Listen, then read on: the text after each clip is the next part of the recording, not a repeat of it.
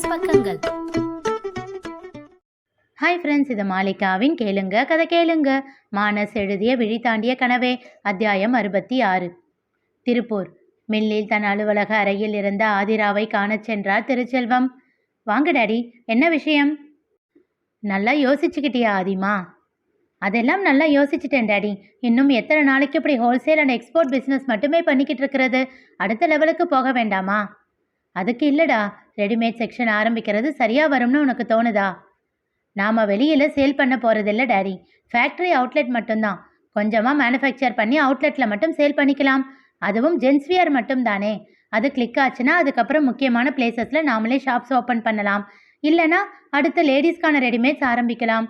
எதுவாக இருந்தாலும் இப்போ ஃபர்ஸ்ட்டு எடுத்து வைக்கிற ஸ்டெப் எப்படி சக்ஸஸ் ஆகுது அப்படின்றத பொறுத்து அடுத்ததை டிசைட் பண்ணிக்கலாம். ஓகேடா, உனக்கு நம்பிக்கை இருந்தால் சரிதான். ஆனால் இப்படி பெரிய டிசைனர் வச்சு நாம் பண்ணும்போது நமக்கு காஸ்ட் அதிகமாகும். அப்போது சேல் ப்ரைஸும் அதிகமாக தானே ஆகும். இல்லை டாடி, இவங்க அவ்வளோ பெரிய டிசைனர் எல்லாம் இல்லையாம். புதுசாக கம்பெனி ஆரம்பிச்சிருக்காங்களாம். ரவிசங்கர் அங்கிள் ரொம்ப ஸ்ட்ராங்காக ரெக்கமெண்ட் பண்ணுறாரு. நானும் அவங்க ஒர்க்ஸ் எல்லாம் செக் பண்ணிட்டேன். எல்லாமே நல்லா இருக்கு. அப்போ ஓகே என்றார் திருச்செல்வம். எத்தனை மணிக்கு அவர் வரேன்னு சொல்லியிருக்காரு? இன்னும் 1 ஹவரில் வந்துடுவார். சரிம்மா, நான் மீட்டிங்க்கு கிளம்புறேன். நீ பார்த்து பேசிடுவல்ல? Okay daddy, I will take care.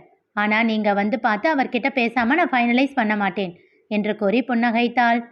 அவரும் புன்னகையோடு தலையசைத்து விட்டு சென்று விட்டார். சிறிது நேரத்தில் ஆதிராவின் பிஏ வந்து அந்த டிசைனர் வந்து விட்டதாக தெரிவித்தான்.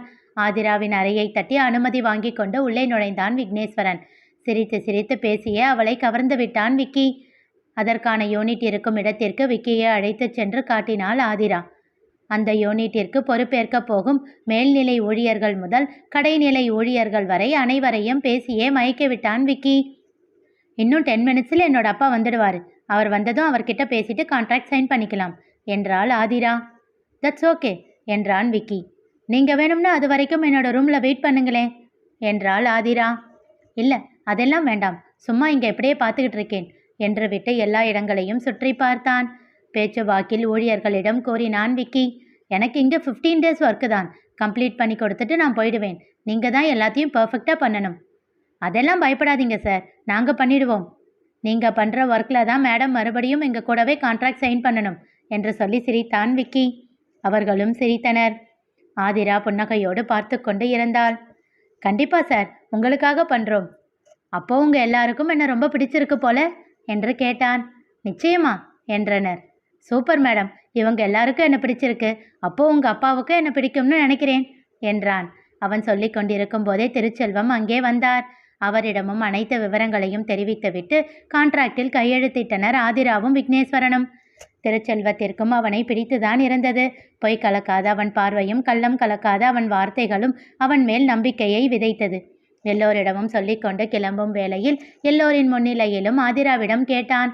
என்னோட ஒய்ஃபும் பையனும் கூட வந்திருக்காங்க. உங்களுக்கு விருப்பம் இருந்தால் உங்கள் வீட்டுக்கு எங்களை இன்வைட் பண்ணலாமே. ஆதிராவும் திருச்செல்வமும் ஒருவரை ஒருவர் பார்த்து கொண்டனர். ஓ, யோசிக்கிறீங்கன்னு புரியுது. இட்ஸ் ஓகே என்றான். செச்ச, அப்படியெல்லாம் இல்லை என்றாள் ஆதிரா. ஓ, யாருன்னு தெரியாதவங்கள எப்படி வீட்டுக்குள்ளே விடுறதுன்னு யோசிக்கிறீங்களா என்றவன். ரவிசங்கர் சார் காரில் தான் வந்திருக்கோம். இப்போ என்ன, இங்கே அவங்க வருவாங்க, அவங்கள பார்த்துட்டு கூட டிசைட் பண்ணலாம் என்றவன் ஃபோனை எடுத்து டிரைவரிடம் பேசினான். சில நிமிடங்களிலேயே காம்பவுண்டின் வெளியே இருந்து அந்த கார் உள்ளே நுழைந்தது. காரின் கதவை திறந்து பாப்பா வா என்றான். சிறு தயக்கத்தோடு காரில் இருந்து இறங்கினாள் ஆரா. அவளோடு அகிலும் இறங்கினான். அவர்களை கண்டு ஆதிராவும் திருச்செல்வமும் திகைத்து போய் நிற்க ஆராவை சூழ்ந்து கொண்டனர் ஊழியர்கள். ஆராமா, எப்படி இருக்கீங்க? ஏன் இத்தனை வருஷம் இந்த பக்கம் வரவே இல்லை? இவர்தான் உங்கள் புருஷனா?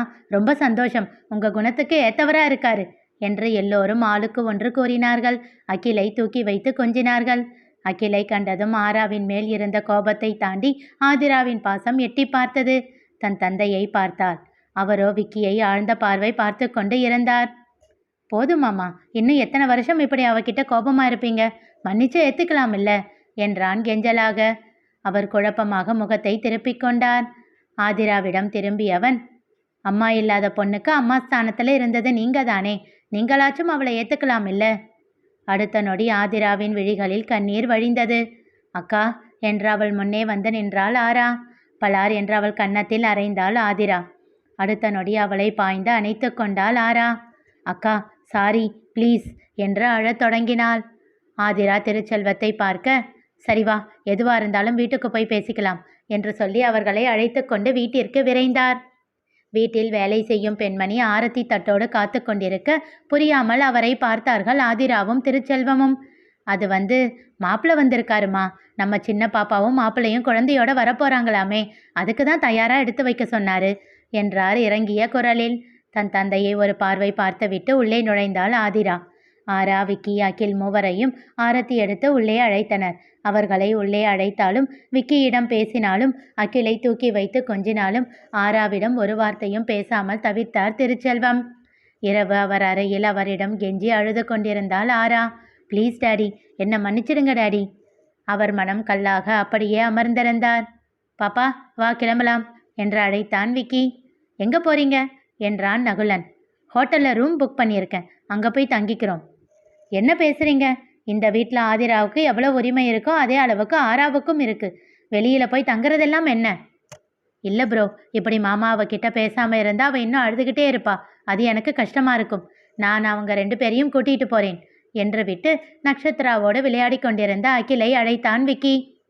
ப்ளீஸ் விக்கி, நான் அக்கா கூட விளையாடிட்டு இங்கேயே இருக்கேனே என்றான் கெஞ்சலாக.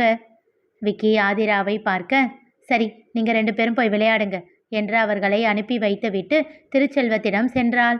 டாடி போதும், அவளை மன்னிச்சு ஏற்றுக்கோங்க. இல்லடா, உனக்கு விஷயம் தெரியாது. இத்தனை நாள் தெரியாதுதான், ஆனால் இன்னைக்கு புரிஞ்சிடுச்சு என்றவளின் பார்வை நகுலனை தொலைத்தது. திகைப்பாக அவளை பார்த்தான் நகுலன். நீங்கள் 2 பேரும் சேர்ந்து என்கிட்ட மறைச்சிட்டீங்கல்ல என்றாள் கோபத்தோடு. ஆதிமா என்றார் திருச்செல்வம். இருங்க டாடி, நான் கேட்குறதுக்கு மட்டும் பதில் சொல்லுங்க. விக்கியை சுட்டி காட்டி கேட்டாள். இவர்தான் அகிலோட அப்பாவா? எல்லாரும் திகைத்தனர். இல்லை இல்லை, அது எனக்கு சாயந்தரமே புரிஞ்சிடுச்சு. நீங்கள் ஆரா லவ் பண்ணுற பையனை பார்த்து அவன் சரியில்லைன்னு சொன்னதுக்கு அப்புறமும் அவனை நம்பி ஓடி போயிருக்காளே, அப்படின்றது தான் என்னோட கோபம் எல்லாம். இன்னைக்கு விக்னேஸ்வரனை பார்த்தப்போ அவர் உங்களுக்கு முன்னாடியே அறிமுகம் இல்லாதவர்னு எனக்கு புரிஞ்சது. அப்புறம் அகில் ஏன் இவரை பேர் சொல்லி கூப்பிடுறான்? அப்பா பேர் என்னன்னு கேட்டால் விக்னேஸ்வரன்னு சொல்கிறான், ஆனால் இவரை அப்பான்னு கூப்பிடல. ஸோ உன்னை லவ் பண்ணவன் உன்னை ஏமாத்திட்டான் இல்லை என்று ஆராவிடம் எரிக்கும் பார்வையோடு கேட்டாள். ஆரோவோ தலையை குனிந்து கொண்டாள்.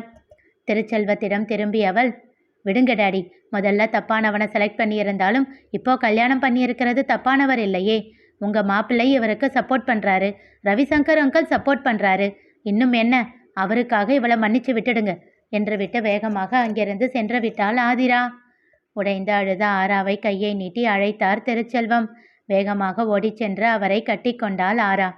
உண்மையிலேயே உன் அக்கா சொன்ன மாதிரி மாப்பிள்ளைக்காகத்தான் உன்னை மன்னிச்சு ஏற்றுக்கிட்டு இருக்கேன் என்றார் சிரித்து கொண்டே. ஆதிரா சென்றபோது நகுலன் அவள் பின்னாலேயே சென்றான். அறைக்குள் சென்றவள் அவனிடம் ஒரு வார்த்தையும் பேசாமல் அமைதியாக இருந்தாள். தீரா, இங்க பாரு, என்கிட்ட எல்லாத்தையும் மறைச்சிட்டீங்கல்ல? விரக்தியான புன்னகை ஒன்றை சிந்தினான். அப்போ இருந்து சூழ்நிலை அப்படிமா? உண்மையை சொன்னா உன்னால தாங்கி இருக்க முடியாது, அதனால தான் சொல்லலை. ஆனால் ஆராவோட வாழ்க்கையை எப்படியாச்சும் சரி பண்ணிடணும்னு இத்தனை வருஷம் போராடிக்கிட்டு இருந்தேன். இப்போதான் என்னால் சரி பண்ண முடிஞ்சது. நகுலனின் முன் வந்து நின்று அவன் கன்னம் பற்றி நெற்றியில் அழுத்தமாக முத்தம் வைத்தாள் ஆதிரா. எல்லாத்தையும் உங்கள் மனசுலேயே போட்டு பூட்டி வச்சிருந்தீங்களா நகுலா? என்கிட்ட சொல்லியிருக்கலாம் இல்லை? ஏன் தனியாக இப்படி கஷ்டப்படணும்? அவளை தன்னோடு அணைத்து கொண்டு கூறினான். எவ்வளோ கஷ்டம் இருந்தாலும் என்னால் தாங்கிக்க முடியும், ஆனால் நீ வருத்தப்பட்ட என்னால் தாங்க முடியாது, அதனால தான். அவன் மார்பில் தலை சாய்த்து கூறினாள். இந்த நிமிஷம் வரைக்கும் ஆராவுக்கு ஒரு அம்மாவாக இருக்கீங்க. தேங்க்யூ நகுலா. நீங்கள் என்னை சுற்றி சுற்றி வந்தப்போ எல்லாம் உங்கள் மேலே லவ் வரல, இப்போ தான் உங்கள் மேலே லவ் அதிகமாக ஆகிட்டே இருக்கு என்று சொல்லி சிரித்தாள். I love you Nakula. மகிழ்ச்சியோடு அவளை இறுக்கி அணைத்து கொண்டான் நகுலன். திருப்பூரில் விக்கியின் வேலை முடிந்த பின் மூவரும் சென்னை திரும்பிவிட்டனர். இரவு விக்கியின் வரவுக்காக காத்து கொண்டிருந்தாள் ஆரா. அவன் அறைக்குள் நுழைந்ததும் வேகமாக சென்று அவனை இறுக்கமாக அணைத்து கொண்டாள். விக்கி, நான் எவ்வளவு சந்தோஷமா இருக்கேன் தெரியுமா? என் லைஃப்ல நடக்கவே நடக்காதுன்னு நினைச்சதை நீ எனக்கு நடத்தி கொடுத்துருக்கடா. அப்படியே வானத்தில் பறக்கிற மாதிரி இருக்கு. தேங்க்ஸ்டா, thank you so much, I love you என்றவாறே அவன் கன்னங்களில் மாறி மாறி முத்தமிட்டாள். நீ நிச்சயமா சந்தோஷப்படுவனே எனக்கு தெரியும் என்றான் விக்கி. அவன் குரலில் இருந்த மாற்றத்தை உணர்ந்தவள் அவனிடம் இருந்து விலகி அவன் முகத்தை பார்த்தாள். விக்கி, என்ன ஆச்சு? ஏன் ஒரு மாதிரி பேசுற? நம்ம கல்யாணத்துக்கு கனி உனக்கு என்ன கிஃப்ட் பண்ணா? செயின். எனக்கு என்ன ப்ரெசன்ட் பண்ணா தெரியுமா? உனக்கு எதுவுமே பண்ணலையேடா. இல்லை, கொடுத்தா என்று விட்டு தன் கபோர்டை திறந்து அங்கே மறைத்து வைத்திருந்த அதனை எடுத்து அவளிடம் நீட்டினான் விக்கி. கசக்கி சுருட்டி எரியப்பட்டிருந்த அந்த காகிதத்தை நடுங்கும் கரத்தோடு வாங்கினாள் ஆராத்யா. அதில் இருந்தது என்ன தெரிந்து கொள்ள தொடர்ந்து கேளுங்க, கதை கேளுங்க. மீண்டும் சந்திப்போம்.